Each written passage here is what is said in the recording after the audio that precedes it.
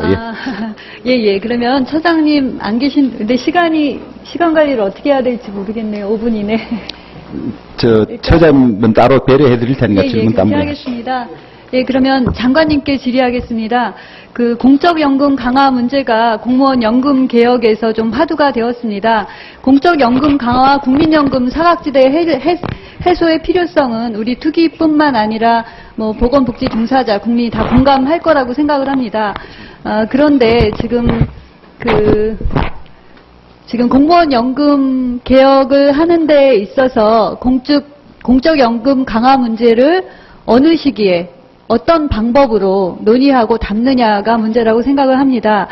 그래서 그간의 논의 과정을 보니까 새정연 쪽에서는 소득 대체율 인상 수준을 구체적 수치로 명시하자는 주장을 해오셨던 것 같습니다. 맞습니까? 예, 지금 합의문으로 제시한 데 그런 것 정말 명목 소득 대체율 인상을 논의하자라고 되어 그렇죠. 있습니다. 그러니까 새정연은 40%까지 하향 조정되는 국민연금 명목상의 소득 대체율을 45%로 유지하라고 했었죠. 예, 그런 논의가 있었던 걸로 알고 있습니다. 예. 그리고 기초연금 5%를 포함해서 총 소득 대체율 50%를 보장하자, 이런 주장이나 논의를 해왔던 것 같아요. 예. 그런데 이것의 방향성이 올바르냐 또 할 수 있느냐 그거는 논외로 하고, 이 부분에 대해서 제가 질의를 드리는 것은 이 공적연금 강화 문제나 국민연금 개혁이 우선되어야 한다, 이런 주장이 실무기구에서도 일부 나오는 것 같아서 맞습니까? 예, 전제 조건으로 그렇게 계속 얘기를 해왔습니다. 예. 그래서 지금 공무원 연금개혁 특위나 실무위에서 논의했던 실무적인 주제와 또 주어진 시간 내에 이런 부분을 좀 충분히 반영할 수 있는지 조금 의문이 제기되고요. 또 하나는 알려진 바로는 정교조 같은 데서는 이 공적연금 강화가 우선되지 않으면 안을 낼 수 없다, 이런 의견도 냈다는 보도가 있어서 공적연금 강화의 필요성을 주장하는 것은 맞지만 이 실무기구를 통해서 원하는 의견을 구체적으로 제시하는 것이 합의안을 내는데 좀 실질적이고 또 앞으로 공적연금 강화를 위해서 한 발 나갈 수 있는 안이 아닌가 이렇게 좀 생각하고 있습니다. 예, 김현명 위원님 혹시 의견 있으면 주시고요. 예. 지금 의원님 지적하신 것처럼 실무기구에서 2,300만 명의 이해관계가 달려있는 국민연금의 소득 대체율을 예를 들어 45%로 올리자, 이 논의를 어떻게 합니까? 못합니다. 네. 그걸 너무나 잘 알고 있기 때문에, 그래서 이 11페이지 참고자료 11페이지에 나와 있는 것처럼 동그라미 1, 2, 3안을 제출한 게 바로 그런 이유 때문인데, 사회적 기구가 만들어진다 하더라도 그 사회적 기구에서 무엇을 논의하고 어떤 방향으로 논의할지에 대한 방향점만 정치권에서 확인해 달라. 이 정도면은 족하겠다라는 게 이제 저희들 생각입니다. 무슨 말씀인지 잘 알겠습니다. 그런데 그런 말씀을 좀 듣고 보니까 실무기구 이외에 사회적 합의 기구가 또 따로 필요하냐 이런 생각을 했었는데요.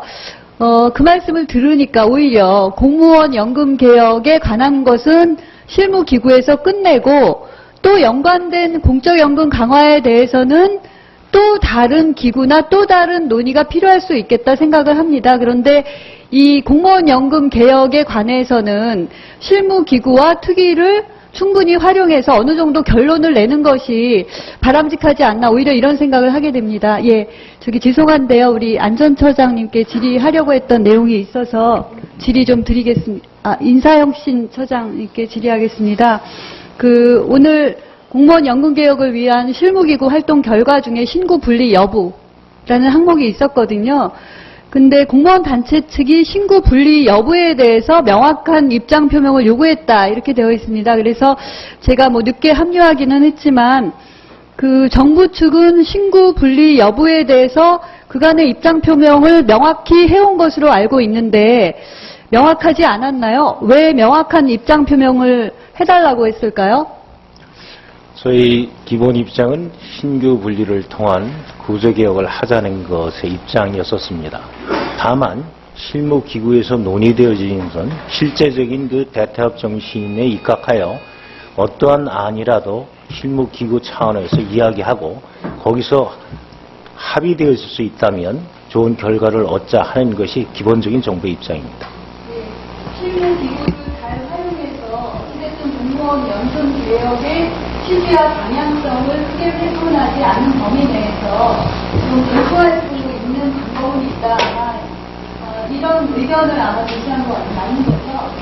일단 재정에 부담이 없는 범위까지라면 그것은 한번 토의해 볼 만한 그런 것이라고 봅니다. 그런데요, 제가 다시 한번 확인을 드리고 싶은 것은 그 수급구조를 분리해야 된다, 신고를 분리해야 된다고 했을 때 그 정부의 입장은 재정 건전성 강화, 지금 말씀하신 재정 건전성 강화와 공적 연금의 형성성 문제를 얘기를 하셨거든요. 그래서 신규 공무원이 정부의 국민연금과 동일한 수급구조를 가기 위해서 기여율과 지분율과 설정 5%를 한다고 하셨고, 또 기존 재직자는 재정 건전성 부분을 고려해서 수직균형 구조를 적용한다라고 하셨거든요.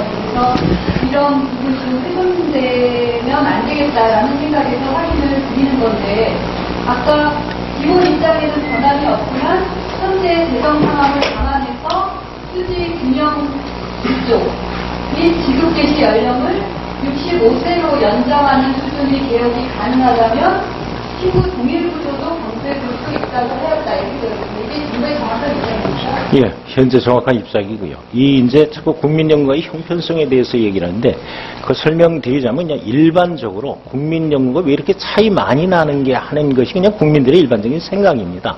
그래서 그 부분에 대해서 이번 기회에 정리를 하고 싶어 하는 것이고요. 또 하나 근본적으로는 지급률에 대해서 조정을 하지 않으면 개혁이 굉장히 쉽지 않습니다. 그래서 그런 부분이 강조하는 것이고요. 마지막으로는 외국의 사례를 보더라도 대부분의 이 공무원연금은 공적연금과의 유사한 형태로 진화해 나가고 있습니다. 그래서 저희도 아마 그런 단계를 성숙하면서 밟을 것으로 예상합니다. 그렇다면 지금 현재도 신규 공무원에 대한 그런 어떤 처우를 이 연금까지 포함한 전체의 처우로 본다 하더라도 아직까지는 공무원이 하고자 하는 그러한 국민들이 굉장히 많죠. 그래서 그런 부분이 감안되어서 신규 공무원에 대해서 분리를 해보자는 것이고 기존 공무원의 권리는 상당 부분 지금까지 걸 다 보장하고 앞으로 추가되어지는 부분만 거기에 부분적인 고통 분담을 하자는 것이 기본적인 취지이기 때문에 구조개혁이 바람직한 방향이다라는 것을 계속 갖고 있는 겁니다. 예.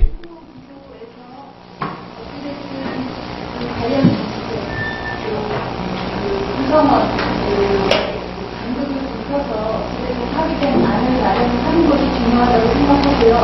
다만 원래의 취지, 재정 건전성 문제, 공적 연구까지 형성성, 필요하게 이루어졌습니다.